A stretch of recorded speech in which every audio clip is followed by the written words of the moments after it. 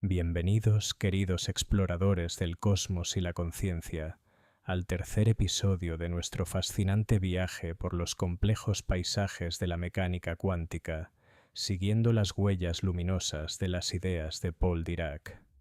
Hoy entraremos en una de esas nociones que, a primera vista, podrían parecer tan solo un truco inteligente, una simplificación elegante. Pero en el corazón de esa astucia se esconde una de las herramientas más prácticas, más elegantes y, de verdad, más reveladoras de la realidad que nos ha dado la física moderna. Nuestro objetivo hoy es audaz. Vamos a cambiar de raíz la pregunta principal que le hacemos a la realidad cuántica, y con ello también cambiará el lenguaje con el que la describimos. La idea central: contar excitaciones, no puntos en el espacio.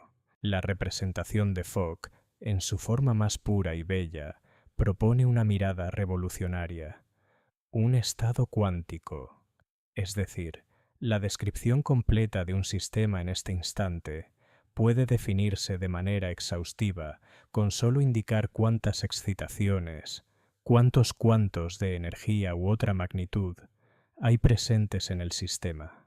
Ahí está la clave. En vez de obligar a la imaginación a dibujar una partícula diminuta como un puntito que corre por el espacio tridimensional, como una bolita sobre el suelo, Fock nos invita a pensar el sistema como una entidad dinámica que puede existir en distintos grados de excitación. La formulación suena engañosamente simple, casi trivial. Pero para sentir su profundidad y su verdadera potencia predictiva, conviene aterrizar esta idea con calma, desplegar sus consecuencias con paciencia y con ejemplos claros que conecten con nuestra experiencia. Empecemos con una analogía especialmente cercana: la música. Imagina por un instante una guitarra española, un instrumento arraigado en nuestra cultura. Una cuerda, en cierto momento, puede estar en completo silencio, quieta, inmóvil, o puede temblar apenas, generando un sonido fino, o puede vibrar con fuerza y pasión, llenando el aire con una melodía. Más aún, esa misma cuerda puede oscilar en un modo simple, dando una nota limpia, o de forma mucho más compleja, con una cascada de armónicos que construyen su timbre característico.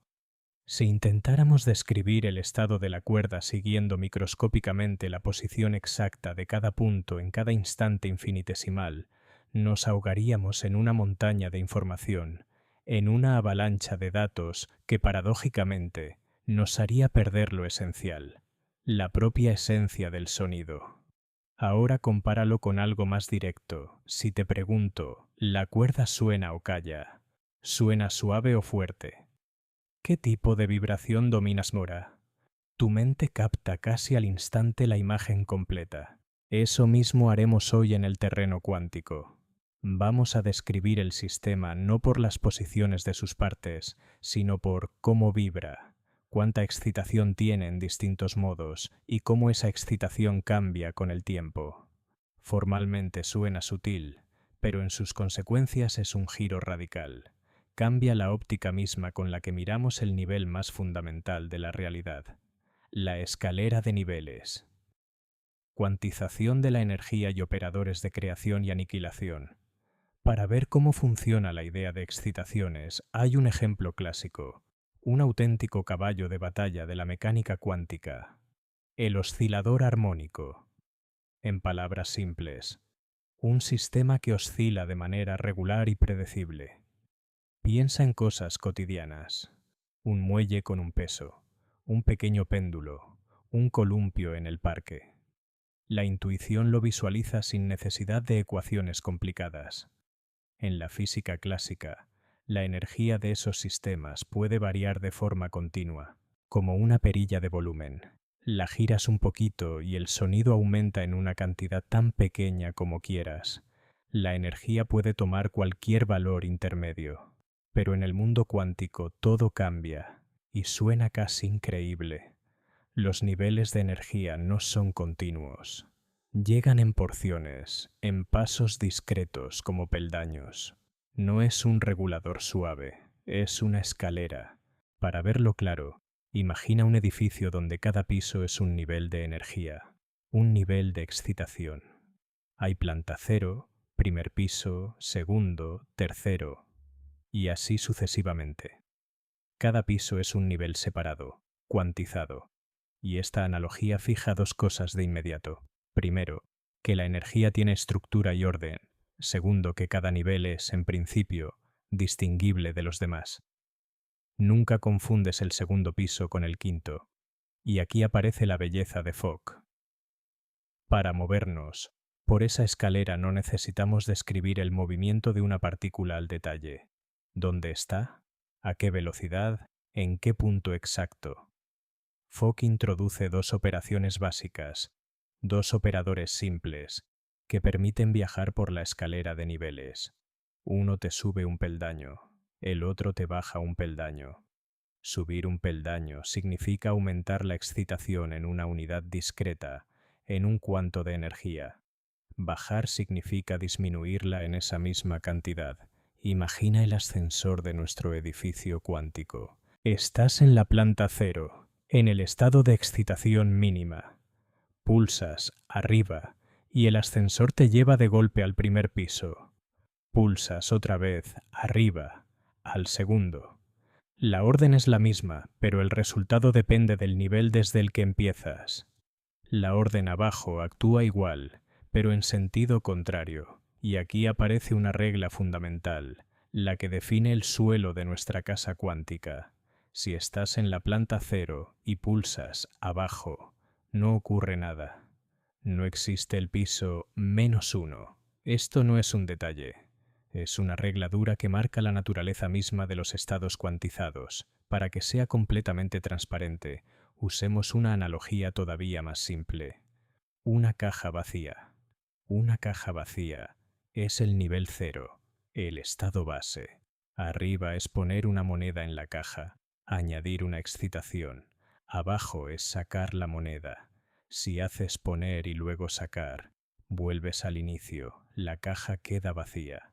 Pero si intentas al revés, sacar y luego poner, surge un problema. La primera acción falla si la caja estaba vacía desde el principio. No puedes sacar lo que no existe, y eso revela algo profundo. El orden importa. Poner y sacar no es lo mismo que sacar y poner. En lenguaje matemático esto significa que los operadores de creación y aniquilación no conmutan, una de las columnas de la mecánica cuántica. Y dicho en el lenguaje de Dirac, queda todavía más limpio. Hay dos acciones, crear una excitación y aniquilarla. La diferencia entre crear y luego aniquilar y luego crear no es cero, es 1. Ese 1 es la firma matemática de lo que acabamos de ver con la caja vacía. El vacío, entonces, se define con una frase simple. Si intentas aniquilar en el vacío, no ocurre nada. El resultado es cero, y de ahí sale el resultado clave del oscilador. La energía del nivel número n es n más un medio, multiplicada por h barra, y cualquier estado puede escribirse como una combinación de niveles. 0, 1, 2, 3. Mínimo y energía de fondo, el susurro inevitable del vacío cuántico. Ahora surge casi inevitablemente una pregunta. Si el nivel cero es el mínimo absoluto, ¿significa que su energía es estrictamente cero? En el mundo cuántico la respuesta es firme, no necesariamente. Incluso en el estado más tranquilo, el vacío, el estado fundamental, un sistema no puede estar perfectamente inmóvil en el sentido clásico. No es un silencio absoluto. ¿Por qué? Por uno de los principios más fundamentales de la teoría cuántica, el principio de incertidumbre de Heisenberg. Impone un límite a cuán exactamente puedes conocer a la vez ciertas parejas de magnitudes, por ejemplo, posición e impulso, o energía y tiempo. No puedes hacer que todo sea perfectamente definido al mismo tiempo, y la consecuencia es tan simple como sorprendente. Incluso el estado vacío tiene una energía mínima distinta de cero. Es la energía de punto cero, la energía de fondo, el susurro inevitable del vacío, su vibración interna, una actividad que permanece incluso cuando no hay excitaciones visibles. No necesitamos meternos ahora en fórmulas. Lo importante es retener la idea. En la realidad cuántica, el mínimo no es un cero muerto y vacío, es un mínimo vivo, un vacío con dinámica propia y un potencial oculto. Y por eso la escalera de niveles de energía no empieza en un cero absoluto, sino en una base que ya trae consigo energía. Superposición y probabilidades. La receta cuántica de la realidad. La capacidad de un sistema cuántico de existir en superposición no desaparece en la representación de Fock.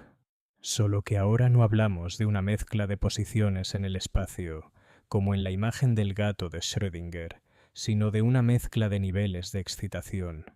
El sistema puede estar a la vez un poco en cero, un poco en uno, un poco en dos, y así sucesivamente.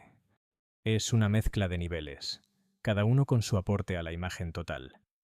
Volvamos a la música, pero ahora pensemos en un acorde. Un acorde no es una sola nota. Son varias notas sonando juntas, fundiéndose en una armonía rica. Y si conectas un analizador, el acorde puede descomponerse en sus componentes. Con un sistema cuántico pasa algo parecido. Antes de medirlo, existe como un acorde de niveles. Pero en el instante de la medición no vemos toda la mezcla a la vez. El sistema nos da un único resultado concreto. 0 excitaciones, o 1, o 2. Algún nivel discreto en particular. Para acercarlo todavía más a lo cotidiano, piensa en una receta, por ejemplo una tortilla de patatas. Hay huevos y hay patatas. Pero lo decisivo son las proporciones. Un poco más de patata, un carácter, un poco más de huevo, otro. La receta sigue siendo la misma tortilla, pero el sabor cambia. Un estado cuántico se parece a una receta. No es solo 0 ni solo 1. Es una combinación de niveles con pesos. Y esos pesos determinan las probabilidades de qué resultado veremos al medir. Si el peso del primer nivel es grande, entonces al medir será más frecuente encontrar justamente el primer nivel. Esa es la esencia de la naturaleza probabilística de la mecánica cuántica. Y hay una regla de hierro. La suma de las probabilidades de todos los resultados posibles debe dar 100%. Por eso se dice que el estado debe estar normalizado, como una receta en la que están contadas todas las opciones. Importante. En el lenguaje de Fock, esta normalización no es cosmética, es parte de la construcción. Cuando los niveles se levantan paso a paso, arriba y abajo, esa escalera adquiere una aritmética interna estricta. No tenemos que escribirla en una pizarra, pero la idea es simple. La matemática vigila que las comparaciones y las probabilidades sean coherentes y honestas. Y eso da predicciones asombrosamente precisas. Si repites la medición muchísimas veces, las frecuencias de aparición de los niveles coincidirán con las probabilidades asignadas. Por ejemplo, 60% en el nivel 0, 30% en el nivel 1, 10% en el nivel 2. Entonces, de 1000 mediciones esperamos algo así. Unas 600 veces saldrá el nivel 0, unas 300 el nivel 1 y unas 100 el nivel 2. Ese es el aterrizaje verificable de la superposición sin matemáticas pesadas, una lista de posibilidades con pesos que se convierte en estadística estable. Y aquí surge una pregunta natural. Si tenemos dos recetas distintas, dos estados, ¿cómo saber si se parecen o si son completamente diferentes? En música comparamos melodías por su estructura y su armonía, en cine por la composición y el tono, en fútbol por el estilo de juego y la estrategia. En mecánica cuántica también existe una medida estándar. Muestra cuánto se solapan dos estados y cuán probable es la transición de uno a otro. Y en la representación de Fock, esto es especialmente cómodo. Los niveles de excitación no son solo distintos, están claramente ordenados. Los estados puros con diferente número de excitaciones se comportan como pisos diferentes. Al compararlos, no coinciden. Por eso muchas comprobaciones se vuelven casi transparentes. No estás adivinando si se parecen. Lo ves de inmediato, porque miras si coincide el número de excitaciones en cada modo. Pero hay un paso más, aún más importante. Un estado cuántico general muchas veces no es un solo piso, sino una superposición de pisos, una mezcla de niveles con distintos pesos, y entonces el solapamiento ya es un número con sentido. Muestra cuánto se cruzan de verdad dos recetas en sus componentes y cuán parecidas son sus proporciones. Así, el lenguaje de Fock te da a la vez claridad estricta para niveles puros y una forma cómoda de comparar mezclas complejas, sin enredos con coordenadas y trayectorias. Otro resultado sutil, pero clave. El estado fundamental es único. Hay una idea importante aquí. Si el sistema está bien definido, su estado más bajo, el vacío, el estado fundamental, es uno. No uno de dos, no este o aquel, sino un único cimiento de toda la escalera. Imagina una escalera real. Solo puede tener una base, un único descanso inferior. Si una misma escalera tuviera dos fondos distintos, entenderías al instante que algo falla en la arquitectura. El edificio dejó de estar construido de forma unívoca. En mecánica cuántica esto es todavía más estricto. Si admites dos mínimos distintos, surge de inmediato la pregunta: cuando bajamos, ¿a qué mínimo debe llegar el sistema? Y luego viene algo aún peor. Si hay dos mínimos, puedes mezclarlos y entonces obtendrás infinitas variantes de mínimo. Y el sistema pierde un fundamento único y nítido. Desaparece un solo vacío, desde el cual se construyen todos los niveles de excitación. Por eso la unicidad del estado fundamental no es un adorno de la teoría, sino su soporte. Garantiza que la escalera de niveles tiene un único fondo y que toda la construcción se mantiene íntegra, predecible y coherente por dentro. Muchos modos. Patrones de ocupación en el gran concierto cuántico. Hasta aquí simplificamos la imagen. Una cuerda, un oscilador, un columpio. Eso nos ayudó a fijar las ideas básicas de niveles y operadores. Pero el mundo cuántico real es más rico, está hecho de muchos modos de excitación que coexisten y a menudo interactúan. Y es aquí donde la potencia de Fock se revela por completo. Imagina un parque infantil, pero no con un solo columpio, sino con muchos. Cada columpio es un modo distinto. Unos están quietos, en excitación cero. Otros se balancean fuerte, otros apenas. El estado de todo el parque no puede describirse con un único número, y tampoco es práctico describirlo siguiendo trayectorias de cada columpio. En cambio, puedes describirlo con una lista, con un patrón de ocupación. En este columpio 0, en este 1, en este 3, en este 0, y así. Ahora una imagen todavía más potente, una orquesta. Cada instrumento es un modo. Algunos callan, otros llevan la melodía, otros aportan color.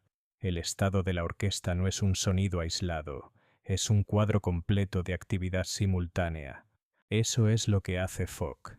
En vez de seguir trayectorias de elementos individuales, describe patrones de excitación, y resulta más natural, más eficiente y mucho más informativo para calcular. Hay otra intuición importante.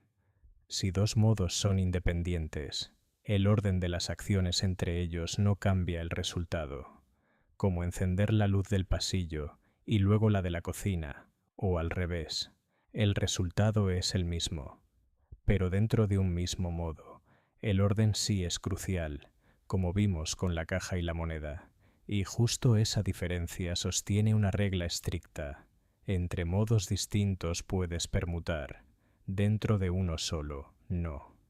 El formalismo de Fogg hace esa frontera cristalina. ¿Para qué sirve todo esto en la práctica? El enfoque clásico, en sistemas complejos, exige seguir una cantidad monstruosa de variables, la posición y la velocidad de cada átomo, de cada electrón. Es como intentar describir un flamenco fijando la posición de cada dedo de la bailaora con precisión milimétrica en cada instante. En teoría se puede, en la práctica se vuelve una pesadilla. Fogg cambia la cámara, y lo hace de forma muy concreta. En lugar de perseguir microtrayectorias, introduce un lenguaje donde cada modo tiene una pregunta contador. ¿Cuántas excitaciones hay aquí? Y entonces el sistema se describe no por la geografía de puntos que se mueven, sino por el estado de todo el cuadro. ¿Dónde está vacío? ¿Dónde hay un cuanto? ¿Dónde hay dos? ¿Dónde hay muchos? ¿Cómo ese número sube y baja por su escalera? Es como describir el flamenco no por los dedos, sino por el compás, la tensión, las entradas y las pausas, por los momentos en que el taconeo crece y por los momentos en que vuelve a apagarse. Otra imagen, totalmente española. La Plaza de España en Sevilla. Si intentas seguir la ruta de cada una de las miles de personas, se te va la cabeza. Pero puedes describir algo útil. ¿Dónde está más denso? ¿Dónde está más vacío? ¿Cómo cambia la distribución por zonas a lo largo del día? El formalismo de Fogg hace un gesto parecido. No te da un expediente por cada transeúnte, te da un mapa de ocupación, el patrón de cuántas excitaciones hay en cada modo. Y lo mejor, esa estructura se repite. Cada modo tiene la misma escalera y el mismo contador, así que incluso sistemas enormes siguen siendo describibles. Y algo clave para no confundir. Número de excitaciones no es una bolita que vuela. Aquí la excitación es, ante todo, un número asociado a un modo específico. Describe el estado de ese modo. No promete una trayectoria en el espacio. Más adelante, cuando lleguemos a campos cuánticos, será todavía más evidente por qué esta forma de pensar no es solo cómoda, es casi indispensable. Allí, lo que llamamos partícula encaja de manera natural como una excitación de un modo del campo. Y aquí el vínculo con Dirac se vuelve cristalino. Fogg nos da el espacio donde viven estos estados, un espacio capaz de describir sistemas con 0, 1, 2, 3, excitaciones, es decir, sistemas de muchas partículas. Dirac nos da el lenguaje universal para escribirlos y manejarlos, estados, operadores y reglas precisas, y los números de ocupación, cuántas excitaciones hay en cada modo, se convierten en el alfabeto más natural de ese lenguaje. Ahora, dos añadidos importantes para que la imagen encaje del todo. Primero, el formalismo de Fogg nos conduce de manera suave y preciosa hacia la teoría cuántica de campos. Segundo, a veces en un mismo modo se pueden acumular muchas excitaciones, como si muchas palmas marcaran el mismo ritmo en unas sevillanas, o como si muchas voces en un coro cantaran una misma nota. Se suman y no se estorban. Pero en otros sistemas la naturaleza impone una regla dura. Ciertos lugares cuánticos solo admiten una excitación, como una butaca en el teatro, o está ocupada o está vacía. No puedes sentar a dos en la misma butaca. Esa es la esencia del principio de exclusión de Pauli, que gobierna, por ejemplo, a los electrones, fermiones. Hoy no necesitamos entrar en detalles, pero es importante remarcarlo. No todas las excitaciones se comportan igual, aunque la idea central de contar ocupaciones siga siendo el pilar de toda la construcción. Prácticas rápidas, para que se te quede. Visualizar la mecánica cuántica con imágenes cotidianas. Ahora, para que estas ideas sean realmente tuyas, hagamos unos ejercicios mentales cortos, sin papel, solo imaginación. Práctica 1. El edificio cuántico y el ascensor. Imagina un edificio con 3 pisos visibles, planta 0, primero y segundo. El edificio no tiene por qué terminar ahí. Ahora solo nos importan estos niveles y 2 botones en el ascensor, arriba y abajo. Caso A. Estás en la planta 0. Pulsas abajo. ¿Qué pasa? Nada. No hay nada por debajo. El piso -1 no existe. Caso B. Estás en la planta 0. Pulsas arriba. Subes al primero. Caso C. Estás en el primero. Pulsas arriba. Subes al segundo. Caso D. Estás en el segundo. Pulsas abajo. Vuelves al primero. Este pequeño cortometraje interior muestra 2 cosas. El mínimo es un suelo real que no se mueve, y la escalera de excitaciones se construye hacia arriba con un gesto repetible, el operador de creación. Práctica 2. La caja vacía y la moneda cuántica. Volvamos a la caja y la moneda, pero ahora importa el orden. Caja vacía, estado mínimo. Arriba, pones la moneda, añades una excitación. Abajo, sacas la moneda, quitas una excitación. Primero, pones la moneda y luego la sacas. El resultado es el mismo. La caja queda vacía. Ahora al revés. Intentas sacar la moneda y luego ponerla. La primera acción, sacar, no funciona. No porque no quieras, sino porque la caja está vacía. No se puede. Ahí está la clave. El orden importa. Y esto tiene nombre. No conmutatividad. Significa que no puedes intercambiar 2 operaciones sin cambiar el resultado. Como con la caja, poner y luego sacar no es lo mismo que sacar y luego poner. Esa es la pequeña semilla de una ley profunda que Fogg organiza con mucha elegancia. Y si lo dices en el lenguaje de Dirac, queda aún más limpio. Crear y luego aniquilar, y aniquilar y luego crear, no dan el mismo resultado.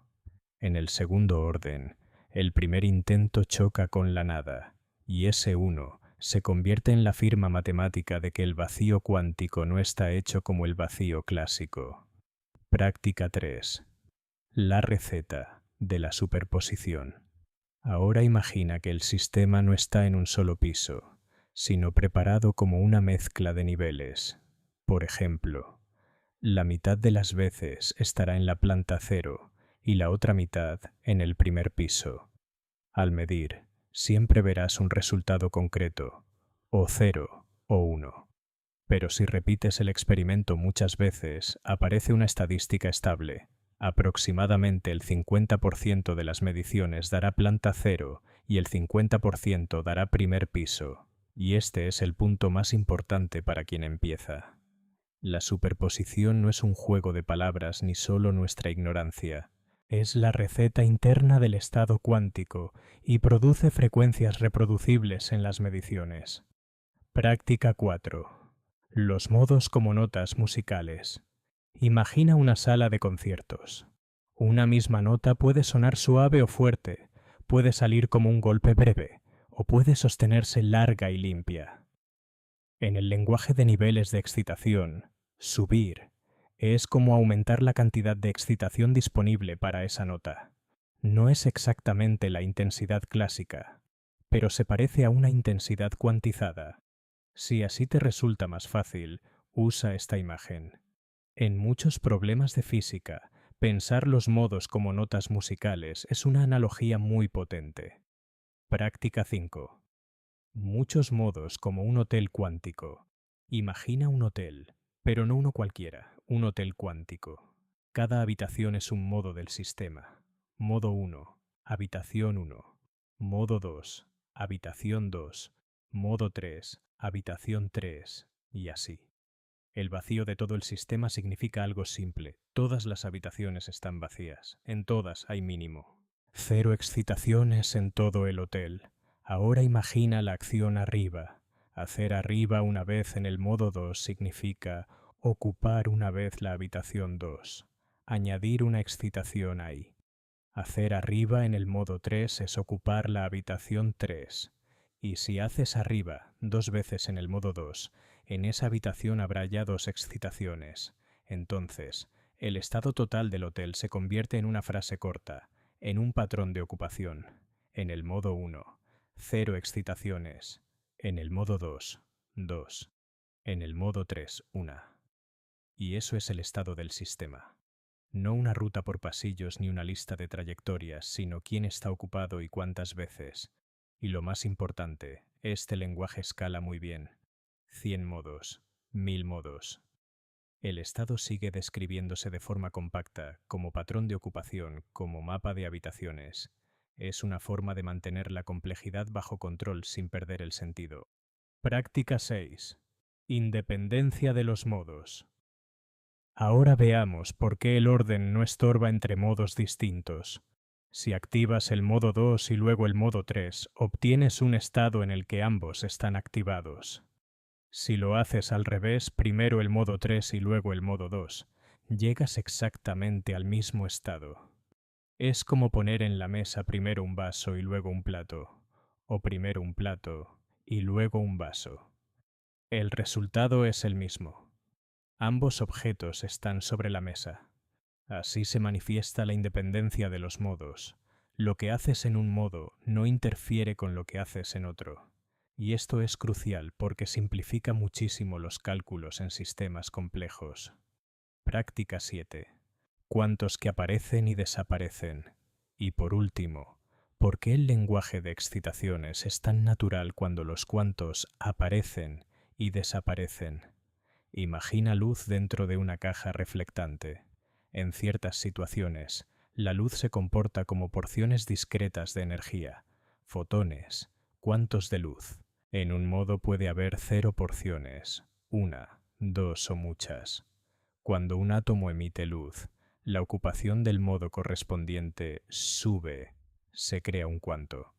Cuando un átomo absorbe luz, la ocupación baja, se aniquila un cuanto. Esa es exactamente la lógica de Fock. Acciones que añaden o quitan excitaciones. Por eso este lenguaje es tan natural y tan potente para describir procesos en los que el número de cuantos cambia. Por ejemplo, la interacción de la luz con la materia. En este punto, no necesitamos nada más. La idea ya quedó anclada. Preguntas frecuentes. Despejamos las dudas típicas. Y ahora, antes del final, respondamos a las preguntas que casi siempre aparecen la primera vez. Pregunta 1.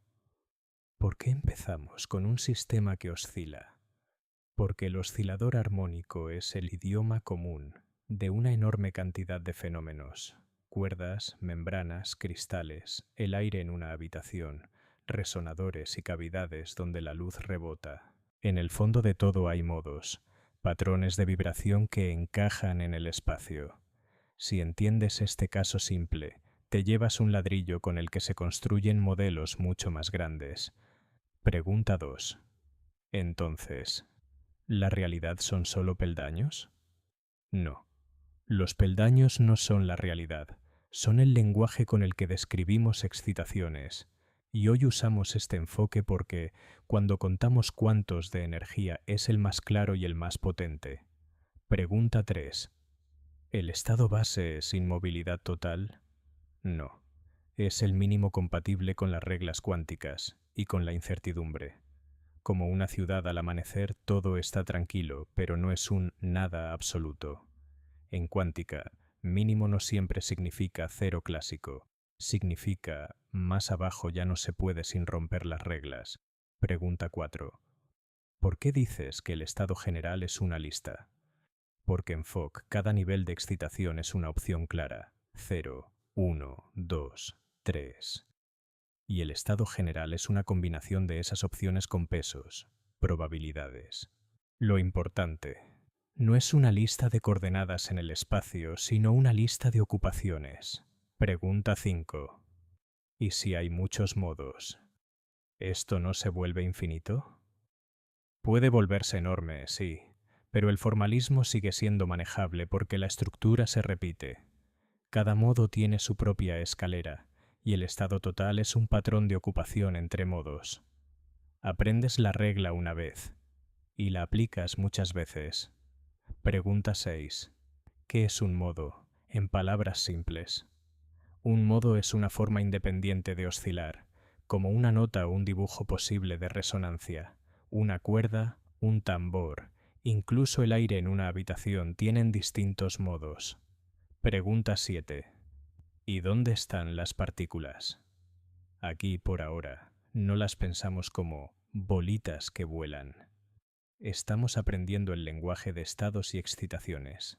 Más adelante, en teoría cuántica de campos, aparece la idea clave. Lo que llamamos partícula puede entenderse como una excitación de un modo del campo. Y entonces el lenguaje de Fock se vuelve casi inevitable.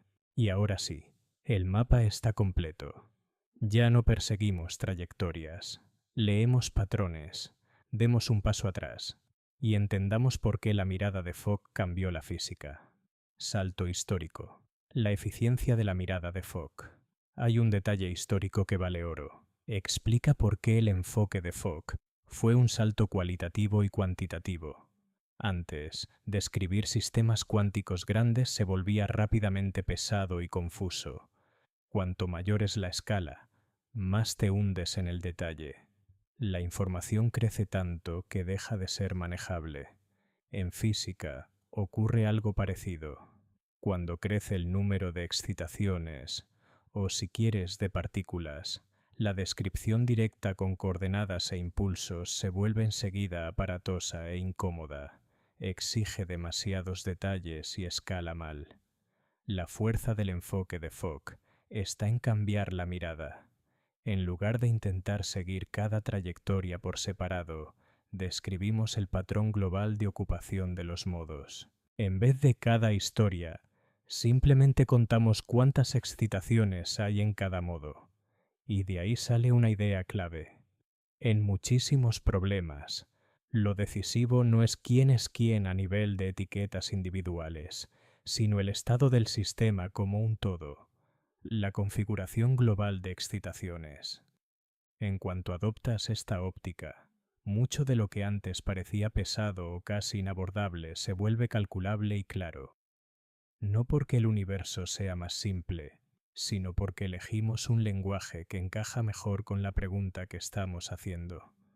¿Cómo repasar el esqueleto de la lección en 6 líneas? Hagámoslo así. Imagina que no estás resumiendo la clase, sino explicándoselo a un amigo. Con calma, en palabras simples. Aquí van 6 líneas que sostienen todo el sentido. Hay un mínimo de energía, como un suelo firme. A partir de ahí la energía sube por peldaños, por niveles. Subes un peldaño, aparece una excitación. Bajas, una excitación desaparece. El estado puede ser una mezcla de pisos, una receta de probabilidades. Y si hay muchos modos, el estado es un patrón de ocupación. ¿Cuántas excitaciones en cada modo? Y ya está. Si estos 6 puntos te suenan fáciles, entonces ya entendiste la base. Lo demás será simplemente expandir esta misma imagen. Ahora, una práctica pequeña, no para nota, solo para que el cerebro diga, ajá, lo veo. Imagina 2 cuerdas de guitarra. Son 2 modos. Cada cuerda puede estar en el mínimo, silencio. O puede tener una excitación y entonces suena, vibra. De ahí salen 4 estados simples. Las 2 cuerdas callan, el vacío de todo el sistema. La primera suena y la segunda calla. La primera calla y la segunda suena. Las 2 suenan. Y ahora añadimos el toque cuántico. Imagina que el sistema está preparado como mezcla. A veces está en el segundo estado, a veces en el tercero. Eso es una superposición. Y lo importante es que se puede comprobar. Repites la medición muchas veces y aparece una estadística estable. Y aquí el lenguaje de Fock salva de verdad. No necesitas pensar en coordenadas ni trayectorias. Solo cuentas ocupaciones. Si esto se siente claro, perfecto. Significa que la base ya encajó. Y para cerrar, una cosa que ayuda muchísimo cuando de pronto todo se vuelve demasiado abstracto. Si en algún momento te descubres diciendo, me perdí, no luches. Vuelve a 3 frases como a una barandilla. No busco trayectorias. Cuento excitaciones. Hay un mínimo. Desde ahí solo se puede subir o bajar en pasos. Si hay muchos modos, el estado es un patrón. ¿Cuántas excitaciones en cada modo? Y mejor aún, no te quedes solo con frases, quédate con imágenes. Tu película es esta: un edificio y un ascensor, una caja y una moneda, una orquesta sinfónica, la Plaza de España en Sevilla vista desde arriba. Si estas imágenes están vivas, la teoría deja de ser una pared. Se vuelve algo que puedes literalmente ver. Si tuviéramos que resumir la lección en una sola frase bien humana, sería así. Dejamos de perseguir trayectorias y empezamos a contar excitaciones. Vimos la escalera de niveles, aprendimos a subir y a bajar, y luego extendimos la idea a muchos modos, obteniendo un patrón de ocupación. Y quédate con 3 imágenes finales, las más pegajosas. Un teatro antes de la función, donde en lugar de un actor hay una nube de posibilidades. Una caja y una moneda, donde se ve por qué el orden importa. La Plaza de España, desde arriba, como un mapa dinámico de ocupación. Si las tienes contigo, entonces ya tienes la llave maestra para la mirada de Fogg. Y en el próximo episodio tomaremos esa escalera y empezaremos a contar historias reales de la física. Cómo nace y se absorbe la luz, cómo ocurren las interacciones, y una idea que suena casi a magia, pero funciona. Aquello que llamamos partícula puede entenderse más profundamente como una excitación de un campo cuántico. Y ahora, mi amigo curioso, te espero en el siguiente video.